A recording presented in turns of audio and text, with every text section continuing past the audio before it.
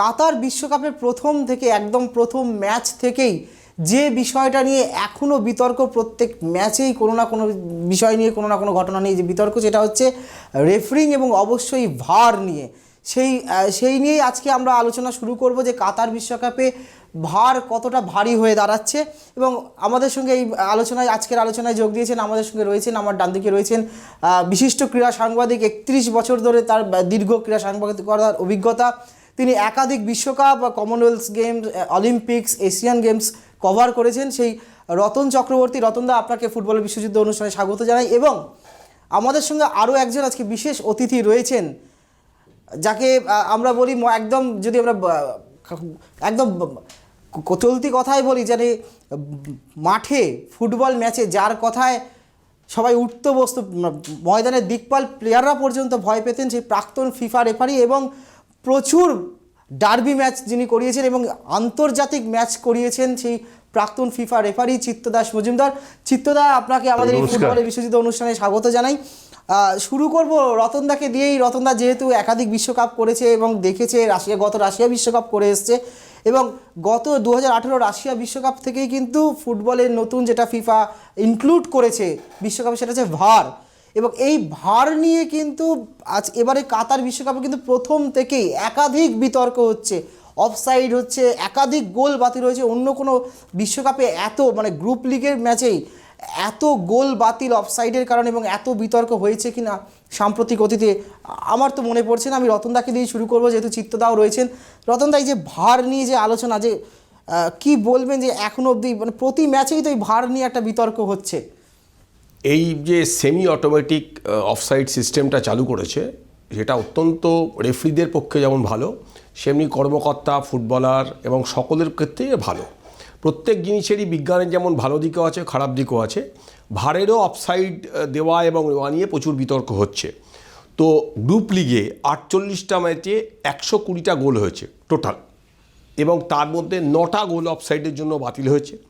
আর্জেন্টিনার প্রথম ম্যাচে 3টে গোল বাতিল হয়েছে, এবং এমন একটা গোল বাতিল হয়েছে যে গোলটার জন্য জার্মানি ছিটকে গেছে।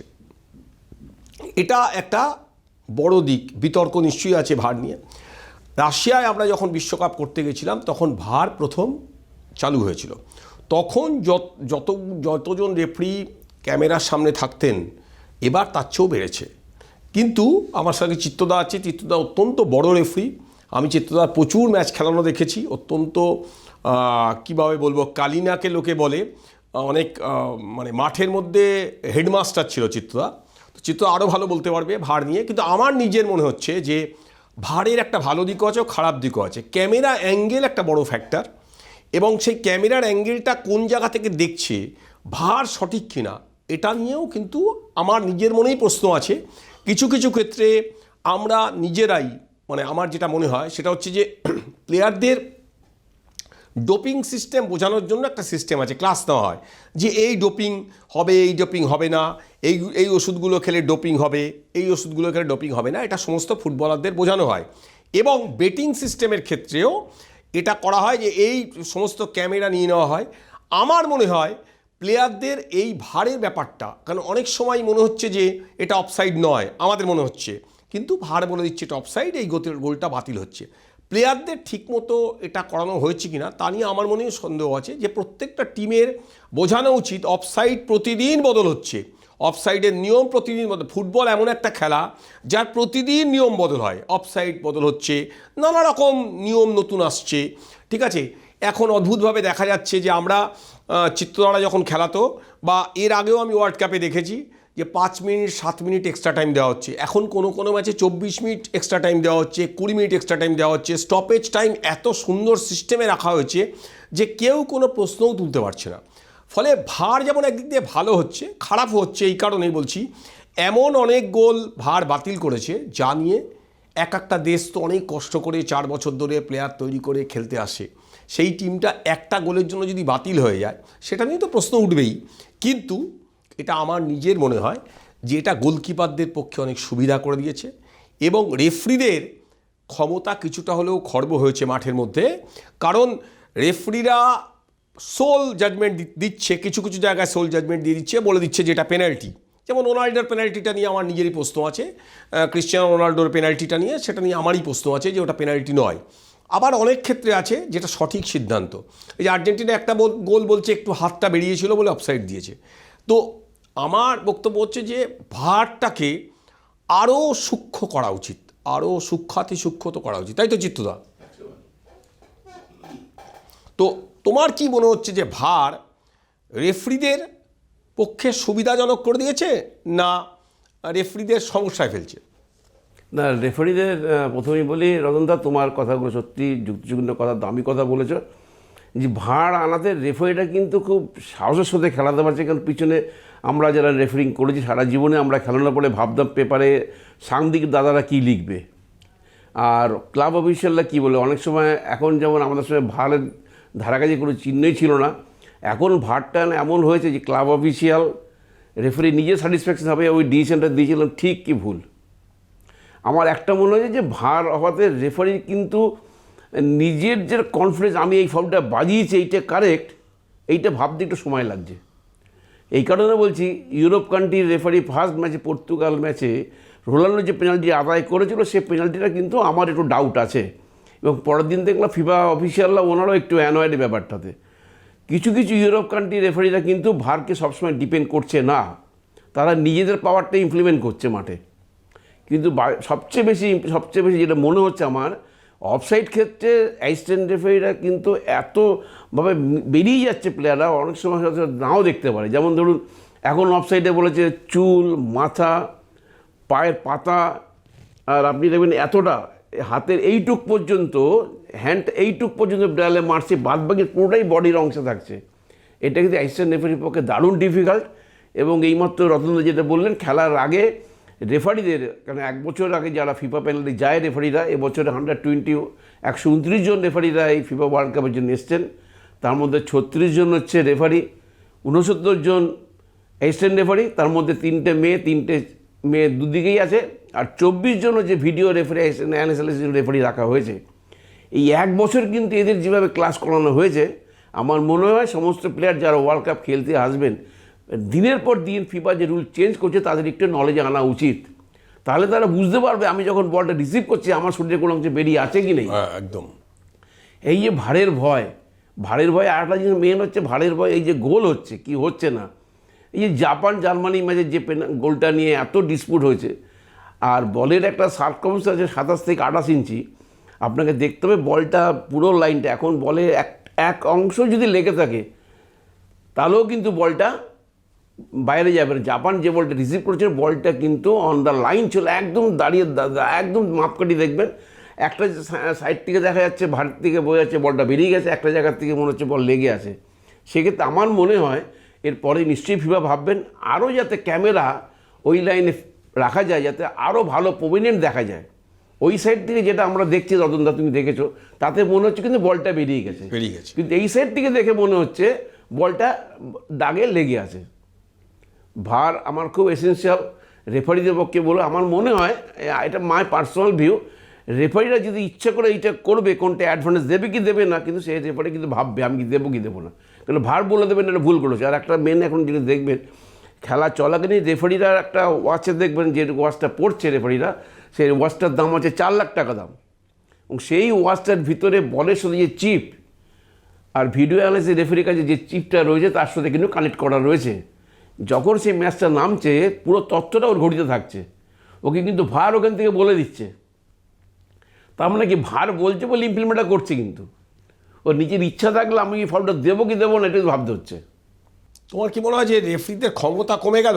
আমার তো মনে হয় ভারে আসাতে মাই ওপিনিয়ন রেফারি পার্সোনাল ওয়েটটা একটু মনে হচ্ছে কমে গেল, এটা আমার পার্সোনাল অভিমত। ধরো তোমাকে আমি দেখেছি দৌড়ে গিয়ে সুব্রত ভট্টাচার্যকে কার্ড দেখিয়েছো, তুমি দৌড়ে গিয়ে দেখেছি পেনাল্টি দিচ্ছ এবং তা দিয়ে ধাক্কাধাক্কি হচ্ছে।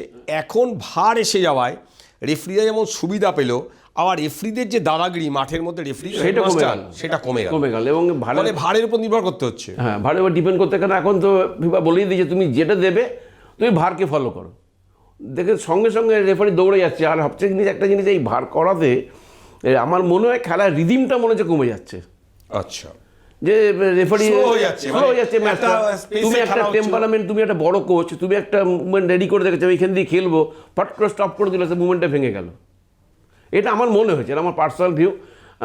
রেফারি দৌড়ে চলে যাচ্ছে, টেক টাইম দেখছে, দেখে এসে বলছে এইটাই দিয়েছে, রেফারিদের মোরালিটা চেঞ্জ হয়ে যাচ্ছে। এটা আমার মনে হচ্ছে। এবং ভাড়ে একটা সুবিধা যে বিহাইন্ডে যে খেলাটা আগে যেটা হতো, অন্য তুমি অনেক বিশ্বকাপ কভার করেছো, বিহাইন্ডে দেখতে আগে খেলা হতো, কলকাতা মাঠে তো 8-4 হতো পিছনে খেলা, সামনে খেলা, পিছনে মারপিট, কি রতনদা? হ্যাঁ, কিন্তু সেটা কিন্তু নেই দাদা। না, আর তুমি বাড়াবাড়ি করলে একদম ধরা পড়ে যাবে এবং পানিশমেন্ট পেয়ে যাবে। সে কিন্তু এই বছর আমার আজ পর্যন্ত তুমি যখন রেফারিং করতে সেটা তোমার, তুমি একটা রেড কার্ড দিচ্ছ, পেছনে মারপিট হয়েছে, সামনে খেলা হচ্ছে, পিছনে মেরে গেছে আমাদের। তারপরে কি আস্তে আস্তে সব কিছু ডেভেলপ হচ্ছে।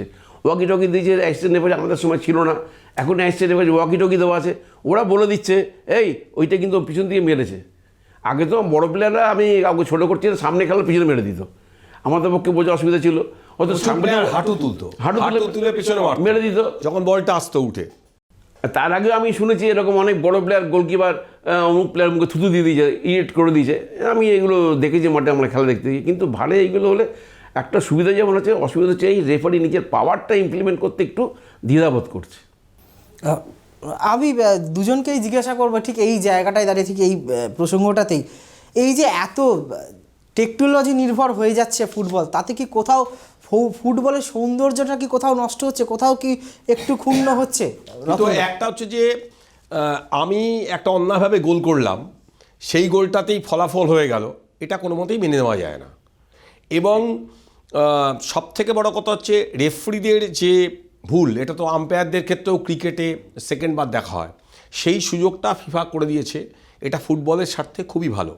এক, সেকেন্ডলি হচ্ছে এই যে স্টপেজ টাইম, সেই স্টপেজ টাইমটা ক্রমশ বেড়ে যাচ্ছে, ফলে কোনো কর্মকর্তা বা কোনো প্লেয়ার বা কোনো কেউ বলতে পারবে না যে এই যে হেঁটে হেঁটে বেরোচ্ছে এবং যেতে সময় দিচ্ছে, চিত্রদ্বারা গিয়ে ধাক্কা দিচ্ছে একটা প্লেয়ারকে, যা বেরো বেরো বেরো বেরো, টাইম নষ্ট, সেই সুযোগগুলোর কমে যাচ্ছে।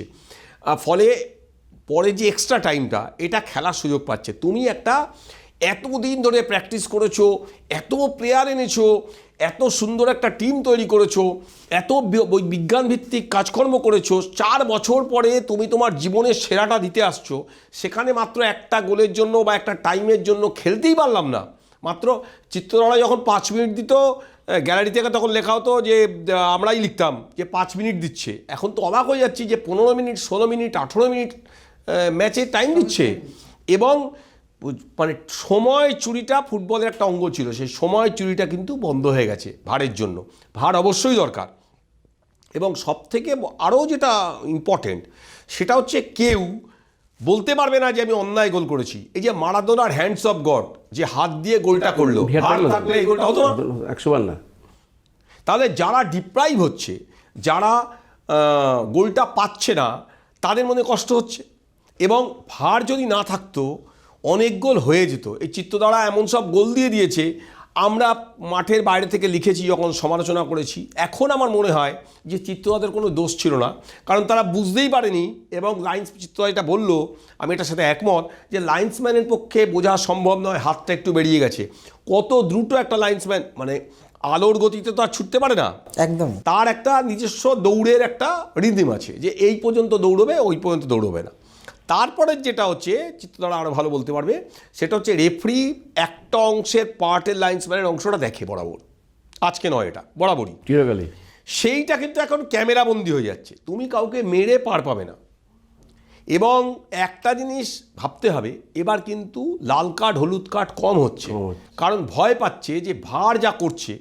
এই যে আমি শুনেছি, চিত্র নিশ্চয় অবশ্যই একমত হবে, আমাকে 2-3 এক্স প্লেয়ার বলেছে যে সারা মাঠ গোল হয়ে আছে, প্রচুর দর্শক, যুবভারতী ভর্তি দর্শক, রেফারিটাকে একদিকে হাত জোর করছে প্লেয়ারটা, আর রেফারিটাকে গালাগালি করে যাচ্ছে।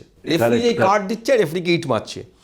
ও এখন রেফারিদের সামনে যে মানে মাইক্রোফোনটা আছে, তাতে কিন্তু ওই গালাগালিটা উঠে যাবে। আমি বহু প্লেয়ারকে জানি যারা দর্শক তাতানোর জন্য রেফারির সামনে গিয়ে নমস্কার করছে আর মুখে গালাগালি দিচ্ছে, রেফারিকে থুতু দিচ্ছে। সেইটা এতদিন ধরা পড়তো না। চিত্র আমি একমত বলেছি না?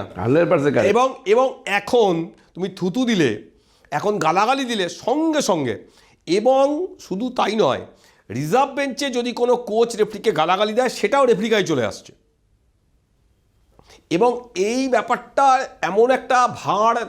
এমন একটা ভালো সিস্টেম করেছে যাতে, কিন্তু শিক্ষিত হতে হবে। আমরা তো ডোপিং এতদিন জানতাম না। বহু প্লেয়ার আছে যারা, আমি অলিম্পিক করতে গেছি, যারা নাইজেরিয়ান প্লেয়ার, যারা জানেই না যে কোন ওষুধ খেলে কি হতে পারে। আমাদের এখানে অনেকে সাসপেন্ড হয়ে গেছে, ঠিক আছে। তো আমি কোনটা করলে অফসাইড হবে, কোনটা করলে অফসাইড হবে না, এটা প্লেয়ারদের ভালো করে বোঝানো দরকার। তবেই কিন্তু এটা ভারের ব্যাপারটা আরও স্বয়ংসম্পূর্ণ হবে। প্রত্যেকটা টিমের কাছে একটা বাড়তি চাপ থাকে, মানে একটা 19 থেকে 20 হলে বা একটা ভুলের জন্য বিশ্বকাপ থেকে বিদায় নিশ্চিত হয়ে যাবে, 4 বছরের আবার অপেক্ষা। সেই জায়গায় দাঁড়িয়ে এরকম ভাইটাল বা ক্রুশিয়াল ম্যাচগুলো অবশ্যই, যারা আমি সেই জায়গা থেকে জানতে চাই রেফারিদের ক্ষেত্রে যখন এই ম্যাচে তারা নামেন, বা আপনারাও যখন বড় ম্যাচ খেলাতে নামেন, রতনবাবু বলছিল মেন্টাল প্রিপারেশনটা কীভাবে নেন, প্রথম কথা। দ্বিতীয় কথা হচ্ছে কতটা চাপ থাকে আপনাদের মধ্যেও, যে এখন যদিও বারবার বলছি এখন পেশাদারিত্ব চলে এসছে, এবং বিশেষ করে যেটা নিয়ে আলোচনা করছি ভার চলে এসছে, তারপরেও একটা এরকম বিশ্বকাপের মতো ম্যাচ, কোয়ার্টার ফাইনাল, যে দল জিতবে সেমিফাইনালে, রেফারিদের কতটা বাড়তি চাপ থাকে এই ম্যাচগুলো খেলানোর ক্ষেত্রে, এবং তার জন্য আপনাদের বা রেফারিদের কী ধরনের মানসিক প্রস্তুতি নেন আপনারা, সেটা যদি একটু বলেন আমাদেরকে। দেখুন, এখন দেখবেন যে প্রতিটা ম্যাচে ম্যাচ কমিশন আর রেফারি অ্যাসেসের দুটো পার্ট আছে। আপনি কি ম্যাচ খেলালেন আপনি বুঝতে পারছেন না, তো আপনার পয়েন্টটা কিন্তু ক্যারি করবে পরের ম্যাচে। বেটার হচ্ছে সবচেয়ে ভালো ম্যাচ করা থেকে 8.5 পাবে 10-এর ভিতরে। প্রতিটা রেফারি চাবে 8.5 পেতে। কেন? এই কারণে বলছি যে আপনার যে পরপর ম্যাচগুলো আছে না স্ট্যাটিস্টিক্স, আপনি যে পয়েন্ট পাবেন, ধরুন আমি আছি, আপনি আছে, রতনদা আছে, রতনদা বললে 8.5, আমি বললাম 8, আপনি কিন্তু অফ হয়ে গেলেন এখানে। রতনদাই কিন্তু পরের ম্যাচ কিন্তু রতনদাই কিন্তু ফিট হয়ে গেল। ওতে প্রত্যেক রেফারি চাবে আমি ওই হায়েস্ট পয়েন্টটা ক্যারি করতে।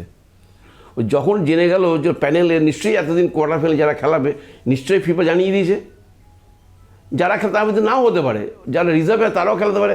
ফোর্থ রেফারি, অনেক রেফারি যারা এখনও ম্যাচ করেনি, রতনদা তুমি দেখো, তারা বসে রয়েছে, জানি না ফিফার হতো টেকনিক এটা হতো, রিজার্ভ বেঞ্চ থেকে তুলে ওনে খেলা বুঝতে পারবে না কে রেফারি হবে, টিম বুঝতে পারবে না।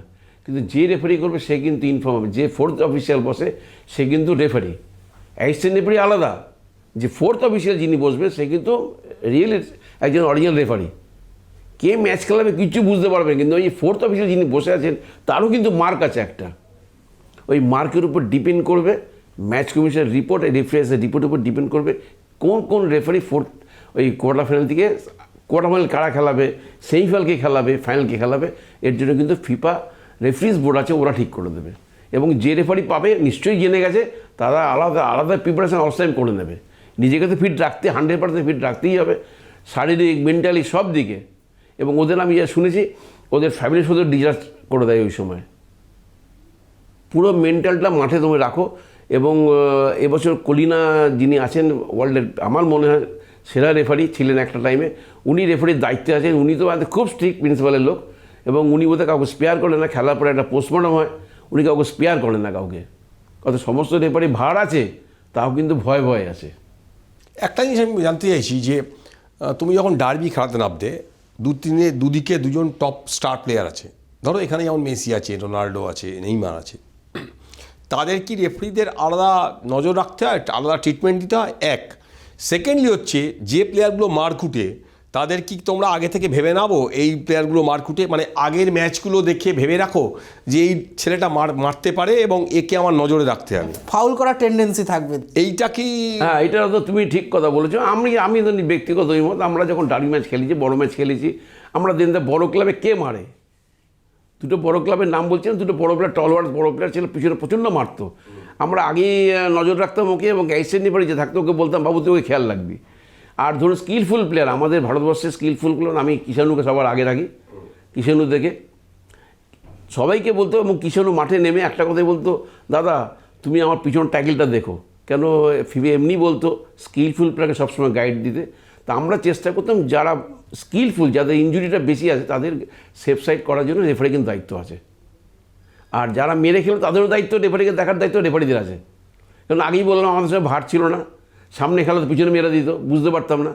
এইটা আমরা আগেই মেন্টাল প্রিপারেশন করে নিতাম। এই দুটো নেবে অ্যাসিস্ট্যান্ট রেফারিকে বলতাম বাবু তুমি ওকে দেখবে, তুমি ওকে দেখবে, পিছন দিয়ে কে খেলছে, যেটা কিন্তু এই ওয়ার্ল্ড কাপ রেফারিদের ক্ষেত্রে সেটা কিন্তু নেই, হবে না। কারণ জানে ওরা যেন আমি ফেসে যাব, ভার আছে আমাকে ধরিয়ে দেবে, এটাই ডিফারেন্স রতনদা।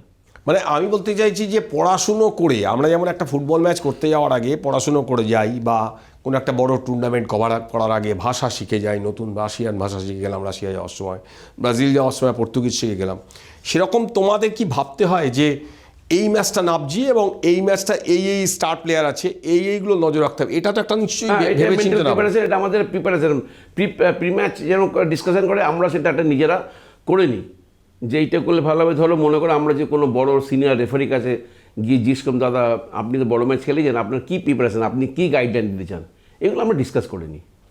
তো আর একটা জিনিস বলছি যে এবারের ফুটবলে তো রেফারিদের ক্ষেত্রে একটা বড় বিপ্লব হয়েছে, 6টা মেয়ে referee, this is the first time, 3টা এশিয়ান রেফারি, 3টে রেফারি হিস্ট্রি।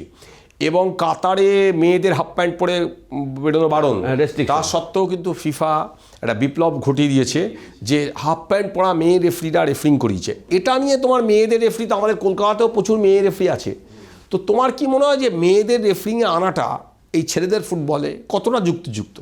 ঠিক আছে, খারাপ নয়। এখন তো ছেলে মেয়ে সবাই সমান, মেয়েরা এসছে অলওয়েজ ওয়েলকাম। ফিফা একটা গাইডলাইন দিয়েছে, দেখিয়ে দিয়েছে, আমাদের এখানে অনেক মেয়েরা এখন ভালো ফুটবল খেলাচ্ছে। আমার মনে হয় ইন ফিউচারে আমাদের এখানে মেয়েরা ছেলেদের ম্যাচ খেলিয়েছে, বললে তো হবে না। হ্যাঁ, না ডার্বি না, ডার্বি খেলায়নি, কলিকা ইজবল একটা ম্যাচ খেলিয়েছিল। কিন্তু আমি একটা বলি যে এখানে তো ভাড়ের মাঠের ব্যবস্থা আছে, আমাদের এখানে যেটা নেই, যে আমাদের এখানে আমি নিজে দেখেছি মাঠে মেয়েরা ম্যাচ খেলিয়েছে, ফরেন প্লেয়াররা, নাইজেরিয়ান প্লেয়াররা কিন্তু অনেক কিছু মাঠে ছিল, সেগুলো আমি বলছি না, সেগুলো করার সুযোগ ছিল। কিন্তু আমার মনে হয় এই ভার সিস্টেম আসতে কিন্তু মেয়েদের সাথে কোনো কিছু কথা বলতে পারবে না। মেয়েরা এসছে খুব ভালো, একটা টাইমে কিছু কিছু ম্যাচ মেয়েদের খেলাতেই হবে, কারণ মেয়েদের প্রচুর টুর্নামেন্ট এসছে, এএফসি ফিফা প্রচুর ওয়ার্ল্ড কাপ মেয়েদের করেছে, আমাদের কলকাতায় কন্যাশ্রী একটা টুর্নামেন্ট হবে, সে মেয়েরাই করবে। তো মেয়েরা এসছে ওয়েলকাম, ভালো। ওই হাফ প্যান্ট পরে ওটা ব্যাপার নেই, ইরানে তুমি দেখবে মেয়েরা হাফ প্যান্ট পরে না, আমাদের এখানে আমাদের অনেক কাতারে তো বলেই দিয়েছে রেস্ট্রিকশন আছে, আমাদের এখানে এরকম দাদা কিছু মনে করো না। আমাদের এখানে একটা আমার খুব কাছের মেয়ে, প্রথম রেফারিং যখন এলো, আমার সেক্রেটারি তো রেফারি আসে, প্রথম দিন আসার পরে বলে স্যার আমার বাড়ি থেকে অ্যালাউ করছে না। পরে বললো যে আমি বাড়ি থেকে সালোয়ার কামিজ পরে আসি, পরে এখানে চেঞ্জ করি। আমার আরেকটা মেকানিক থেকে সেও সেম কথা বলেছিল যে আমি বাড়ি থেকে কাপড় পরে আসি, পরে এখানে সালোয়ার কামিজ পরে আসি। কিন্তু সেইটা আস্তে আস্তে উঠে যাচ্ছে। এই কাতারে এই ওয়ার্ল্ড কাপে মেয়েদের খেলানোর পর থেকে এখন মেয়েরা আরও বেশি ফ্রন্টে এগিয়ে এসছে। দাপটের সঙ্গে আমরা দেখলাম খুব ভালো হচ্ছে, মেয়েরা এগিয়ে আসছে, সবাই এখন ছেলে মেয়ে সবাই সমান। না, একটা জিনিস বলছি, ছেলেরা যেমন ধরো একটা কঠোর সিদ্ধান্ত নেওয়ার ক্ষেত্রে, মেয়েদের ক্ষেত্রে কি কঠোর সিদ্ধান্তটা মেয়েরা একটু নমনীয় হয়? একটু হয়। সেক্ষেত্রে কি তোমার কি মনে হয়? না, আমার মনে হয় না এখনকার মেয়েরা যা খেলা দেখছে ওদেরও যে নমনীয় থাকবে না, ওদের ভিতরে একটা শক্ত এসে গেছে। কলকাতার মেয়েগুলো যারা রেফারিং করা, কলকাতার মেয়েদের পক্ষে তুমি তুলনা করো, কলকাতার মেয়েদের অ্যাকচুয়াল কী বলতো, আমরা হচ্ছে কি সফট হার্টেড মেয়েরা, আমাদের মেয়েরা, তার মধ্যে কিছু কিছু মেয়ে আছে আস্তে আস্তে হয়ে যাবে। আইএসএলে কি মেয়ে রেফারিতে আনা উচিত? আইএসএল এই মুহূর্তে মনে হয় না, মেয়েছেলা কোনো মেয়ে রেফারি নেই, ভালো রেফারি নেই আইএসএলে নেই। তো মেয়েদের রেফারিংটা তুমি দেখলে কীরকম লাগলো? খুব ভালো লাগলো, মেয়েটা তো খুব গার্ডস আছে দেখলাম, তাই খুব খুব গার্ডস আছে, ওকে পাত্তাই দিচ্ছে না, হাত দিয়ে উড়িয়ে দিচ্ছে। আমি দেখলাম ডিসিশন দিল, উড়িয়ে দিল, ও বললো শুনলো না, ওকে ফল চেলো, দিলই না, একটা ভার চেয়েছে, হ্যাঁ একটা ভার, ও তো পাত্তাই দিল না। তারপর নিজের ওইটাই হিপলো খেলি গেল, ওটাই ক্রেডিট। এবং একদম সঠিক, একদম ডিসিশনগুলো প্রত্যেকটা তার নিখুঁত ছিল, সেই জন্য ভারের সাহায্য তাকে নিতে হয়নি বা কোনো দলকে ভারের জন্য আবেদনও করতে হয়নি। রতনদা তুমি দেখো ওই মেয়েটা কিন্তু খুব কাছ থেকে হুইসেল মারছে, একদম ক্লোজ যাচ্ছে। হ্যাঁ, তার মানে কতটা ফিট থাকলে হতে পারে। অতএব আমাদের এখানে ওই ম্যাচ যে পৌঁছাতে হলে নিজেকে ফিট রাখতে হবে দাদা, ফিট রাখতে হবে এবং আইনটাকে পুরো কভার করতে হবে। এবং ও তো আমি তো মনে হলো ভারকে পাত্তাই দিল না, একটা মাত্র ভারকে নিল, বাদ বাকি কিছু আমার মতো ওর ক্রেডিট ওর পুরো। এবং ছেলেরা কিন্তু মেনে নিয়েছে, ওর কোনো কথা বলেনি, এটাই ভালো ওয়েলকাম ফিফা করেছে। অতএব ভার কতটা রেফারিদের জন্য বা ফুটবলারদের জন্য কতটা ভারী হয়ে এসছে, বা ভারের ভবিষ্যৎ কি, হয়তো ভার আরও উন্নত হবে, আরও টেকনোলজি যোগ হবে, আরও নিখুঁত হবে ফুটবল। এবং শুধু তাই নয়, এই ভার যদি থাকতো, যেটা বলছিলেন রতনদা চিত্তদারা, তাহলে হয়তো কলকাতার মাঠে রেফারিদের পুলিশের গার্ড দিয়ে হয়তো বাড়ি ফেরাতে হতো না, বা তাদের মাথায় ইট পড়তো না। অতএব অবশ্যই যুগের সঙ্গে তাল মিলিয়ে চলবে এবং ফুটবল আরও উন্নত হবে, আরও নিখুঁত হবে সেই আশায় রাখবো। কিন্তু এবার একটু অন্য আলোচনায় আসবো, সেটা হচ্ছে আমরা জানি যে 9 তারিখ থেকে কোয়ার্টার ফাইনাল ম্যাচ শুরু হচ্ছে। চিত্তদাও নিশ্চয়ই, রতনদাও দেখছেন, এই চিত্তদাও নিশ্চয়ই ওয়ার্ল্ড কাপের খেলা দেখছেন। প্রথমে যেটা আসবো যে ব্রাজিল ক্রোয়েশিয়া মুখোমুখি হবে, তারপর নেদারল্যান্ডস আর্জেন্টিনা। কিন্তু প্রথম যেটা নিয়ে শুরু করবো একটুখানি, সেটা রতনদা রয়েছেন, রতনদা থেকে জানবো যে মরক্কো স্পেন, কি বলবেন রেজাল্টটাকে? মরক্কো, আমরা কিছুদিন আগে একটা এটিকে মোহনবাগান ভার্সেস কুয়ালালামপুরের ম্যাচ দেখলাম এফসির। সেটা মোহনবাগান একের পর এক আক্রমণ করে গেছে। মরক্কো ঠিক সেই স্টাইলে, কিন্তু আলটিমেটলি মরক্কো জিতে চলে গেছে। আমি দেখছিলাম গার্ডিয়ানে যে এই স্পেন টিমটা 100টা পেনাল্টি মেরে এসছে শুনছিলাম। তো 100টা পেনাল্টি মারা টিম, তারা এরকম কেঁপে গেল এরকম। আর স্প্যানিশ ফুটবলের প্রবলেমটা হচ্ছে, এখন যে স্প্যানিশ ফুটবলের প্রবলেম হচ্ছে যে ওরা ফলস 9 খেলতে যাচ্ছে। কিন্তু এখন যা ফুটবল হয়ে গেছে তাতে আমি জার্মানি এবং স্পেন দুজনের ক্ষেত্রেই বলছি, এদের কোনো পজিটিভ স্ট্রাইকার ছিল না। এখন কিন্তু পজিটিভ স্ট্রাইকার না হলে তুমি ম্যাচ বের করতে পারবে না। আর বল পজিশন এখন হাসির খোরাক, 82% বল পজিশন নিয়েও টিম হেরে যাচ্ছে। এবং হাজার কতগুলো পাস খেলেছে, কিচ্ছু যায় আসে না। আমার মনে হয় যে মরক্কো একটা নতুন দিশা দিয়েছে। দিশাটা কি? সেটা হচ্ছে যে আমরা দেখছি দক্ষিণ কোরিয়া, জাপান, অনেক বড় বড় হচ্ছে, তাদের সব কিছু যুদ্ধ থেমে গেছে প্রি কোয়ার্টার ফাইনালে এসে। তারপরে কিন্তু তারা সেই জায়গাটা টপকাতে পারলো না। সেক্ষেত্রে মরক্কো কিন্তু একমাত্র টিম, আমরা যাদের ফেভারিট বলছিলাম, একমাত্র মরক্কো সেই জায়গাটা থেকে বেরিয়ে এসছে। এটা মরক্কোর বিশাল ব্যাপার। এবং স্পেন যেবার চ্যাম্পিয়ন হয়েছিল সেবারও 2টো পজিটিভ স্ট্রাইকার ছিল টিমে। লোকে ফলস নাইন বলছিল। ফলস 9 খেলানোর মতো এখন যে ধরনের ফুটবল হচ্ছে তাতে কিন্তু ভুল করেছে, যে ভালো স্ট্রাইকার ওদের ছিল না যারা ম্যাচ বের করে। আর সবথেকে বড় কথা হচ্ছে এদের জেতার কোনো যোগ্যতাই নেই। তার কারণ হচ্ছে একটা পেনাল্টিতে গোল করতে পারেনি। মানে এটা বিশ্বকাপের ইতিহাসে মানে দূরবীন দিয়ে খুঁজতে হবে এই টিম। পেনাল্টি মারা হচ্ছে তোমার খেলার একটা অঙ্গ। একদমই। এখন যেমন ভারের অফসাইড, কীভাবে অফসাইড থেকে বাঁচবো সেটা একটা অঙ্গ।